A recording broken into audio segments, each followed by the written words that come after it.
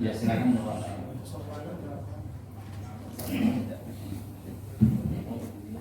Cek.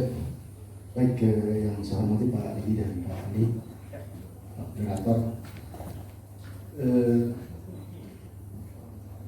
Sebetulnya dari pemaparan Pak Andi, jadi saya belum menemukan apa kira-kira substansi dasarnya sehingga perlu dilakukan amandemen terhadap undang-undang ini. Kalau kita bicara tentang ketatanegaraan, saya bukan ahli hukum ketatanegaraan, tapi dari perspektif politik, artinya kita bisa melihat tiga aspek. Pertama adalah aspek historis, yang kedua adalah aspek juridis, dan yang ketiga adalah aspek empiris.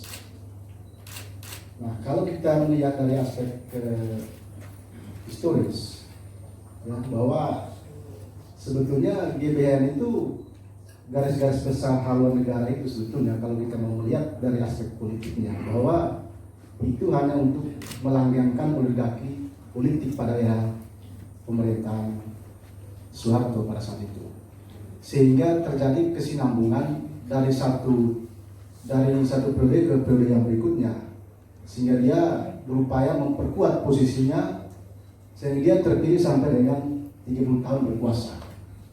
Artinya menurut saya ini suatu bentuk bagaimana upaya pemerintahan Orde Baru melanggengkan oligarki kekuasaan itu dengan cara seperti itu. Nah, sekarang setelah kita melihat hasil amandemen tahun 99 sampai 2002 itu, kalau saya lihat tidak ada satu pasal pun yang ngomong tentang haluan negara. Itu tidak ada satu pasal pun di situ yang bicara tentang haluan negara. Karena apa? Karena konsekuensi dan implikasinya adalah impeachment terhadap presiden. Jadi kalau hari ini kita bicara tentang hal itu, berarti secara empiris kita bisa mengatakan bahwa sampai detik ini tidak ada dasar hukum, ya, aspek yuridis yang ingin mengatakan bahwa sangat penting dan sangat urgen dilakukan amandemen terhadap Undang-Undang 45, terutama berkaitan dengan kepentingan haluan negara, garis-garis besar haluan negara. Artinya tidak punya substansi dari sana. Karena itu, kalau misalnya ini tetap didorong menurut saya, maka bisa berimplikasi terhadap pertanggungjawaban politik seorang presiden.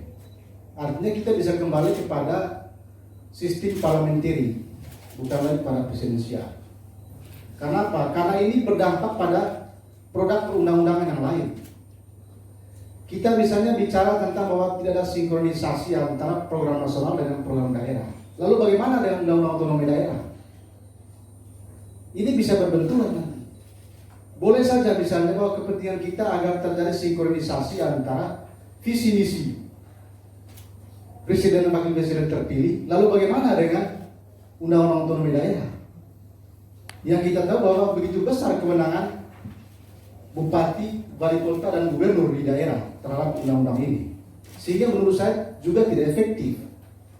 Apalagi dengan sistem pemilihan langsung seperti ini, tentu sangat berpengaruh terhadap produk perundang-undangan lain, baik undang-undang, peraturan, keputusan. Nah, ini sangat berpengaruh sekali. Sehingga bagi saya, Pak Andi, bagi saya bahwa usulan ini menurut saya berimplikasi pada pertanggungjawaban politik. Tentu ada konsekuensi-konsekuensi nanti ketika misalnya ini diloloskan, maka ada konsekuensi-konsekuensi hukum lanjutan dari situ, bahwa pertanggungjawaban seorang presiden harus kepada MPR, dan itu berarti bahwa MPR kembali menjadi lembaga tertinggi negara. Maka di sana ada ruang impeachment.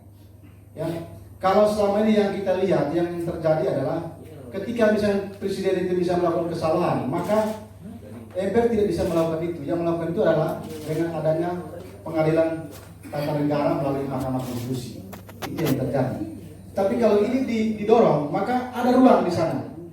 Ada ruang bagi MPR untuk melakukan penggulingan terhadap presiden, sehingga juga menurut saya tidak efektif kalau misalnya kepentingannya adalah untuk mensinkronisasikan antara program pusat, program nasional dengan daerah, lalu garis-garis besar di haluan negara ini didorong, dan perlu dilakukan perubahan terhadap undang-undang dasar kita. Itu yang ingin saya katakan. Sebenarnya saya kembalikan ke moderator. Terima kasih sebagai memperdalam